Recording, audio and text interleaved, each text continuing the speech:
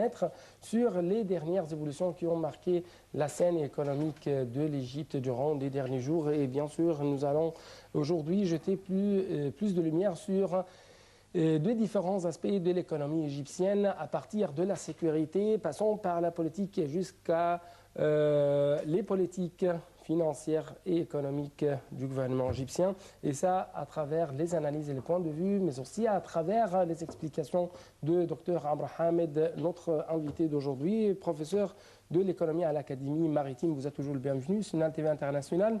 C'est toujours mon plaisir. C'est toujours un grand honneur d'être avec nous. Et très vite, nous allons jeter la lumière sur plusieurs lectures de l'économie égyptienne montrées ou affichées de la part de quelques journaux, quelques institutions financières au niveau mondial ou même au niveau local. Nous allons commencer cette nouvelle tournée dans le monde de l'économie égyptienne par la lecture de Dr Galal Amin. C'est un professeur spécialiste dans l'économie politique.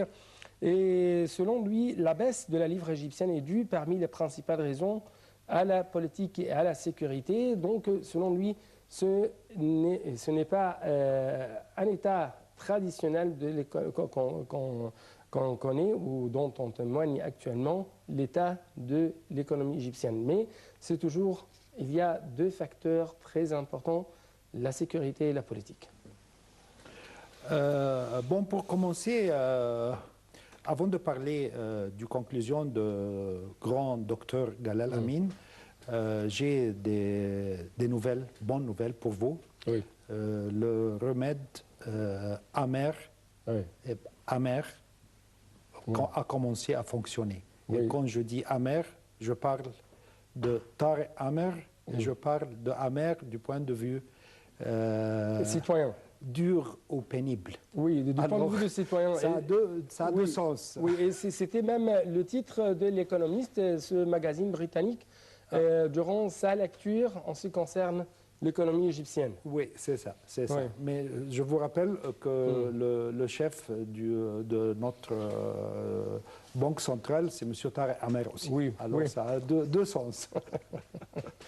À propos du conclusion du docteur Galal Amin, qui a été mon professeur aussi, et je le respecte beaucoup, je respecte beaucoup ses idées économiques.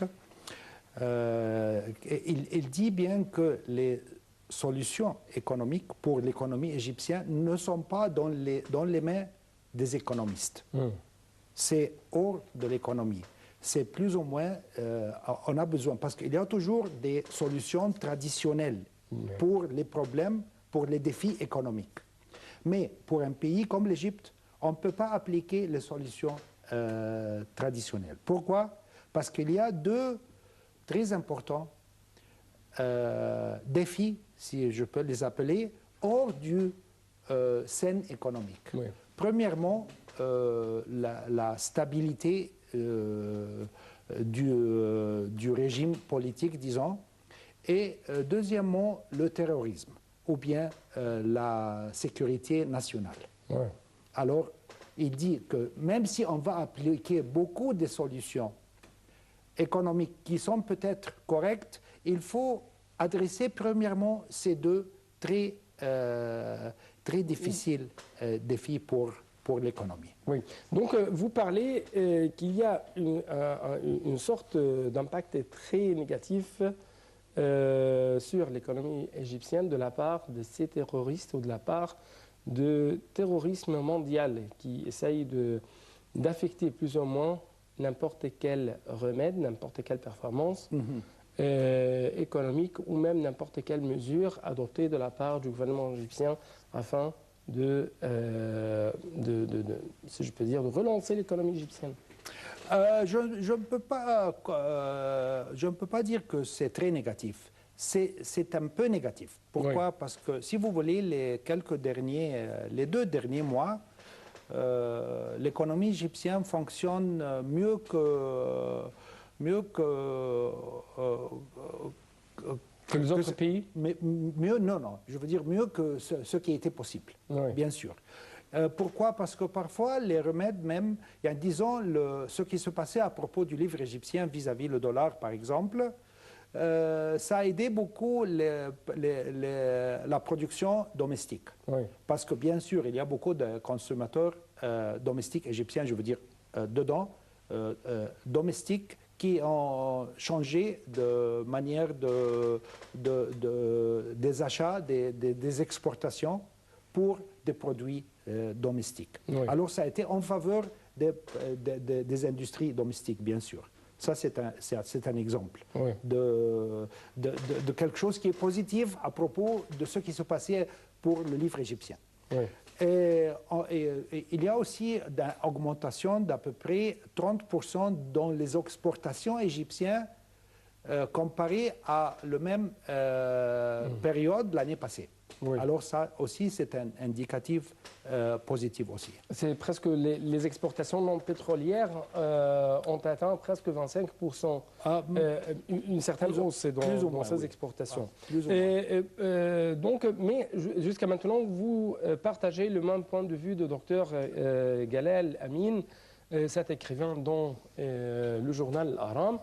Plus ou moins, l'économie égyptienne est mais presque le captif des autres positions ou des positions des autres pays du monde. Oui, c'est vrai. Mais je veux pousser la conclusion de Dr Galal Amin une étape en plus. Parce que Dr Galal Amin, qu'est-ce qu'il a dit, Dr Galal? Il a dit que les solutions économiques sont hors du contexte économique. Oui. Ça, c'est vrai. Et il a indiqué, comme je viens de dire, les deux scopes qui ne sont pas économiques. Alors, en fait, il va vers la conclusion qu'il y a une conspiration, si je veux dire. Conspiration contre l'Égypte. Pourquoi? Parce qu'il a comparé entre l'Égypte et beaucoup de pays du printemps arabe. Ce qui s'est passé dans tous ces pays, et il a dit que ce n'est pas possible que tous ces affaires, tous ces problèmes, toutes ces négativités dans tous les pays arabes se passent en même temps dans tous ces pays. Alors il y a une conspiration. Il y a quelque chose qui est arrangé contre ces pays. Et c'est ça. Et comme ça, Dr Galal Amin a terminé son point de vue. Ce que je veux dire en plus, c'est que c'est le temps pour nous, et peut-être j'ai dit ça dans votre programme auparavant, que c'est le temps pour nous aussi, pour l'Égypte, pour l'Égypte aussi, de commencer à avoir des actions contre les conspirateurs contre nous. Alors, on doit commencer. Il faut jouer avec eux. Il faut jouer. Même si il y a une conspiration, il y a des agents locaux, donc nous avons des joueurs professionnels qu'on doit utiliser. Les conspirations est devenue une partie de tout ce qui se passe autour de nous dans le monde entier. Si vous examinez ce qui se passe ces jours-ci entre la Turquie et pas seulement l'Hollande, mais le monde européen. Mais le monde, exactement, le monde européen. Comment vous voulez appeler ça? Ce sont des conspirations tout le temps entre les deux. Mais qu'est-ce que la Turquie fait? Qu'est-ce que Recep Tayyip Erdogan, qu'est-ce qu'il fait? Il joue. Il joue très bien. Et le président du Hollande, qu'est-ce qu'il fait? Il joue aussi. Et Angela Merkel, elle a tenu le jeu elle-même, aujourd'hui, je veux dire hier. Alors c'est un jeu. Mais le problème, c'est qu'en Égypte, ici, le problème, c'est qu'on ne veut pas jouer. Oui, on ne peut pas dire stopper ou arrêter les jeux, ou même s'il y aura de conspiration, mais il faut traiter avec cet état, cet état de conspiration mondiale. Exactement. Et si vous voulez encore, M. Hani, le problème, si on veut vraiment avoir une définition pour le problème de notre point de vue domestique égyptien, c'est qu'on n'a pas de joueurs. Peut-être on a des professionnels dans les différentes activités ministérielles. Peut-être les ministères sont, bon, disons, Bon. Mais ils ne sont pas des bons joueurs mondiaux. Oui. Ça, c'est le problème. Qui sont nos joueurs? Ça, c'est le but de notre régime maintenant. D'identifier des joueurs. Sélectionner les joueurs. Sélectionner, exactement. Sélectionner les joueurs, je veux dire, qui peuvent jouer avec les équipes mondiales autour de nous. Oui. Mais si on va rester et tout le temps dire « Ah, le monde est contre nous, ah, on ne peut pas jouer, c'est tout des négativités, c'est des problèmes », ce ne sont pas des problèmes. On n'a pas de problèmes en Égypte, on a des défis. Oui. Oui. On a des défis, ça c'est la différence. Parce que quand vous avez un problème, c'est un problème. Alors, qui aime le problème? Personne n'aime le problème. Mais si c'est un défi et je commence à... le surmonter, à le faire face. Exactement. Exactement. Oui. Donc, celui qui va disposer la plus longue haleine dans le domaine économique, ça sera si je peux dire, le gagneur, ou celui qui va remporter et récolter les gains en fin du compte. En tout cas, nous devons tout de suite passer au magazine britannique The Economist, et selon la lecture de The Economist, l'économie égyptienne montre des signes de vie. Comme vous venez de nous signaler au début de cette édition, le remède amer commence à être efficace ou commence à fonctionner. D'après la lecture de ce magazine, les dernières mesures rigides qu'a prises le gouvernement égyptien, comme la libéralisation de la livre égyptienne, le fait d'imposer de nouveaux impôts et la réduction de la subvention sur l'énergie, a contribué à récupérer la confiance, même partiellement, dans le climat des affaires en Égypte et à ce que l'économie égyptienne se reprend. Donc, des mesures qui sont vues du point de vue des investisseurs, du point de vue des journaux internationaux en tant que de bonnes mesures. Mais bien sûr, les citoyens égyptiens ont un autre point. Mais jusqu'à maintenant, comment vous analysez cette lecture, ou les facteurs qui ont aidé à récupérer la confiance de l'investisseur étranger dans l'économie égyptienne? C'est peut-être les investisseurs internationaux.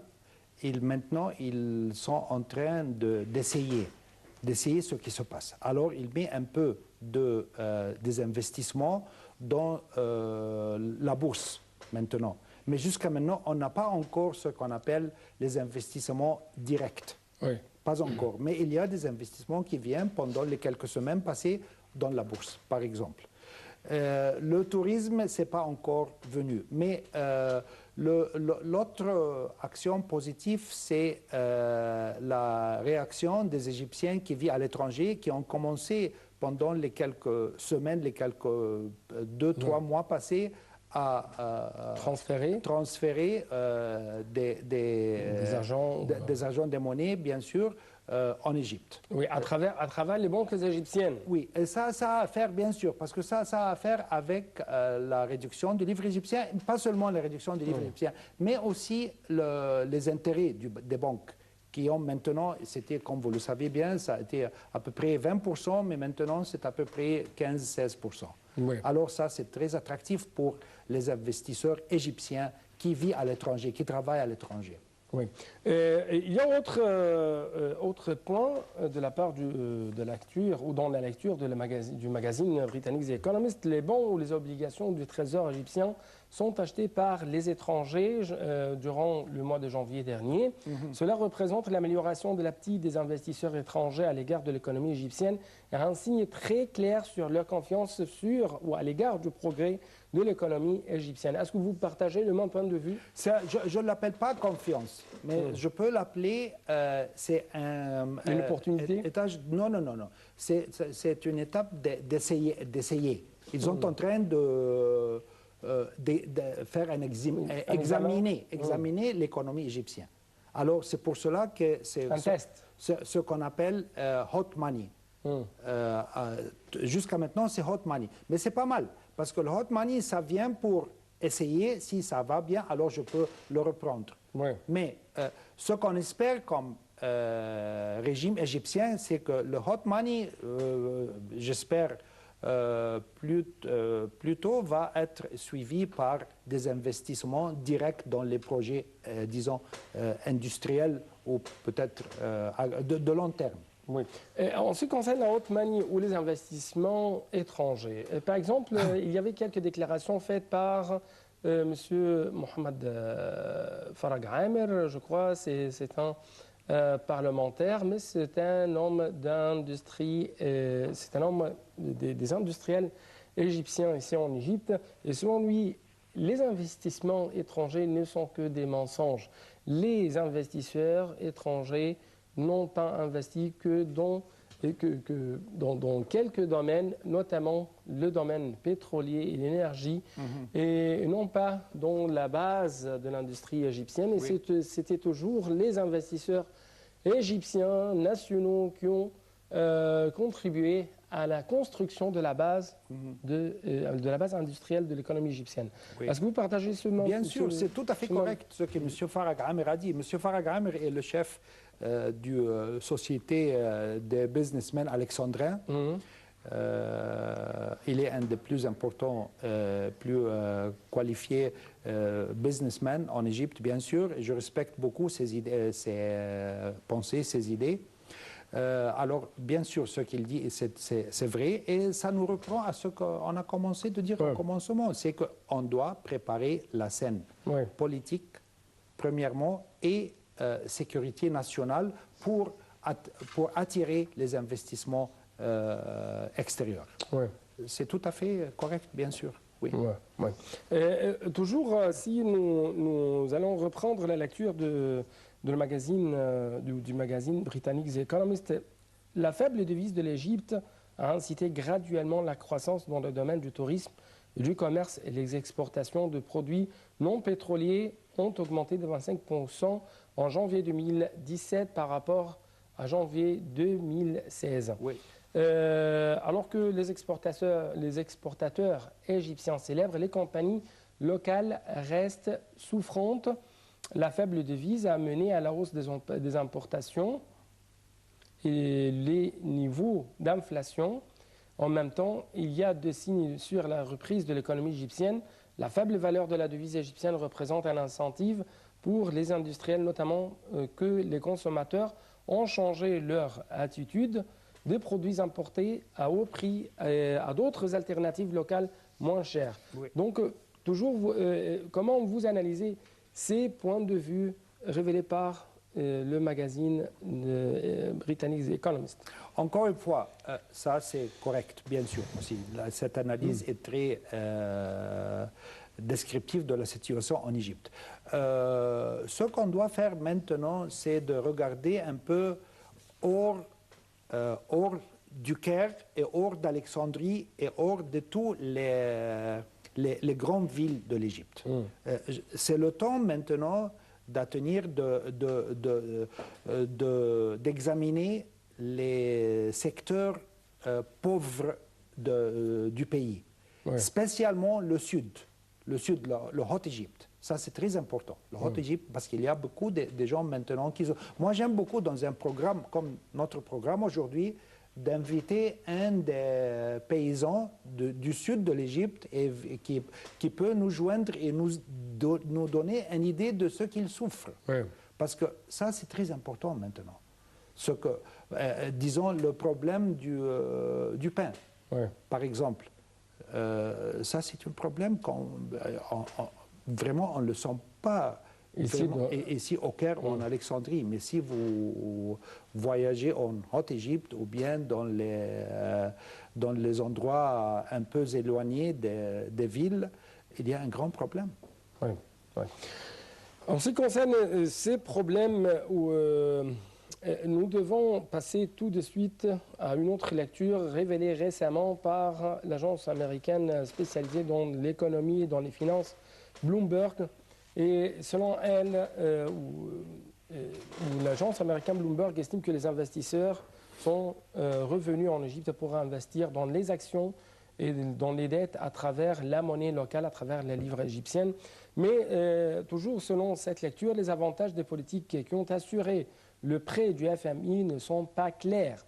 Selon l'agence, il y a des prémices de troubles dans la rue égyptienne avec la flambée des prix sur le marché, alors que les touristes ajournent leur retour à cause des troubles politiques et les attentats terroristes. Les défis auxquels sont confrontés les décideurs ou les preneurs de décisions aussi en Égypte sont, par exemple, la stabilité, le tourisme, l'inflation, la croissance, les exportations et enfin les investissements. Par exemple, en ce qui concerne la stabilité, selon les lectures de Bloomberg, les limites ou les protestations limitées contre la réduction de la subvention du pain est une probabilité de l'instabilité ou sur l'instabilité. D'après des analystes économiques interviewés par Bloomberg, les problèmes des pauvres, notamment la flambée des prix, peuvent assurer un point de rencontre, de rassemblement avant la prochaine élection présidentielle. Donc c'est la lecture en ce qui concerne une sorte d'instabilité sociale, vu l'impact de dernières mesures ou de dernières, si je peux dire, les réformes économiques effectuées par le gouvernement égyptien sur l'économie de l'Égypte. Comment vous analysez cette lecture? Alors, on ne peut pas séparer la scène économique des paramètres politiques et sociaux aussi. Ça, c'est très important. Ouais. Spécialement dans un pays comme l'Égypte, où il y a beaucoup de défis, comme je viens de dire. La stabilité a à faire avec le régime même. Et comme on vient de parler maintenant, le monde est devenu trop interacting ces jours-ci. Alors, le problème, c'est que ce qui se passe autour de nous dans le monde affecte bien ce qui se passe domestique dans l'Égypte. Oui, c'est-à-dire l'économie est de plus en plus très reliée. Très reliée. C'est pas facile du tout de séparer ce qui se passe hors de l'Égypte de ce qui se passe dedans. Alors, encore une fois, il faut jouer avec les règles mondiales. Oui. On ne peut pas avoir nos règles domestiques et insister à jouer avec nos règles domestiques. Oui. Ça ne va pas marcher comme ça. Oui. Et ce qui se passe maintenant, c'est que si le monde autour de nous ne va pas voir que l'Égypte est un pays équilibré et a un système politique et sécuritaire stable, on aura toujours un problème.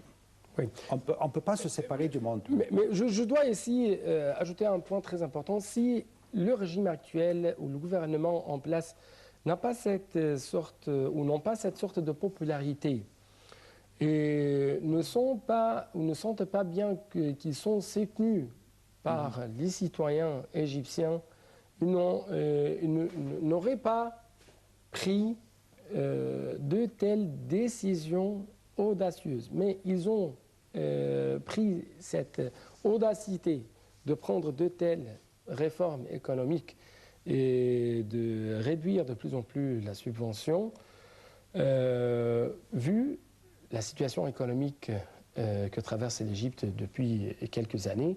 Et ils ont pris en considération, bien sûr, la réaction du peuple égyptien. Donc, est-ce que vous trouvez que les décideurs sont bien...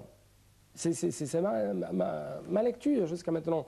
Mais d'après votre point de vue, est-ce qu'ils sont bien conscients de ce qui se passe sur le terrain, de ce qui se passe dans des esprits des gens, dans les esprits des citoyens, des simples citoyens? Par exemple, en référence de Dr Galal Amin, pour les citoyens, le chiffre de son revenu et le chiffre des prix sur le marché, c'est presque le seul critère de n'importe quelle amélioration, de n'importe quelle relance en ce qui concerne l'économie égyptienne.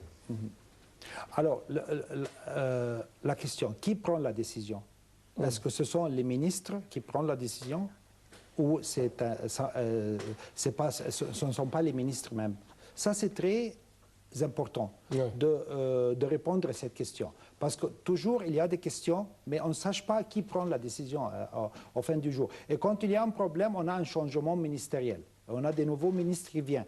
Pendant l'année passée, on a 3 ministres de supplies. D'approvisionnement. D'approvisionnement. On a 3 jusqu'à maintenant. On avait Dr Khaled Hanafi, qui est parti, comme vous le savez, dans un grand scandale. Et puis, on avait le second qui venait de l'armée, je crois. Et maintenant, on a un 3e, Dr Misselhi, qui appartient au régime ancien. À l'ancien régime. Alors, ces changements, qui prend des décisions qui sont très importantes, comme les provisionnements, par exemple. On a un ministère d'investissement, par exemple, qui est parti, on ne sache pas pourquoi elle est partie. Il y a des décisions qu'on ne sache pas qui prend les décisions. Ça, c'est très important. D'être transparent dans les décisions. Dans la prochaine édition, parce que notre rencontre va être très longue, donc ça sera divisé en 2 éditions. C'est pourquoi permettez-moi d'interrompre cette rencontre et plutôt d'ajourner notre discussion pour la 2e édition. Nous allons jeter plus de lumière sur le tourisme et sur même les investissements ou les nouvelles politiques adoptées de la part de l'Égypte en ce qui concerne les investissements étrangers. Mais jusqu'à maintenant, je dois vous remercier, le docteur Amr Hamed, notre professeur de l'économie à l'Académie maritime. Merci beaucoup. Merci. Pour votre rencontre. Merci beaucoup. C'est tout pour cette édition, mais to be continued. On va continuer notre discussion avec docteur Amr Hamed dans la prochaine édition.